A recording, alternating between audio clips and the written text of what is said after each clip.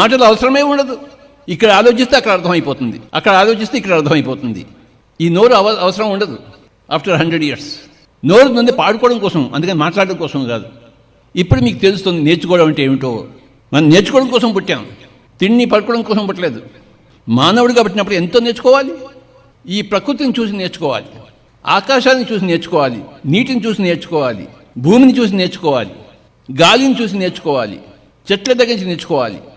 ఆ చెట్టు అంత హాయిగా జీవిస్తుంది, పూలు ఇస్తుంది, ఫలాలు ఇస్తుంది హాయిగా.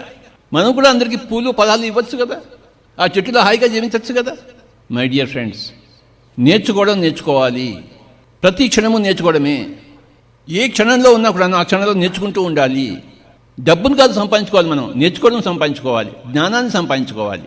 జ్ఞానం కోసం మనం ఉన్నాం, ఆ జ్ఞానం మూట సంపాదించుకోవాలి మనం. పిరమిడ్ స్పిరిచువల్ సొసైటీ మూమెంట్లో నేర్చుకోవడం నేర్పిస్తాము.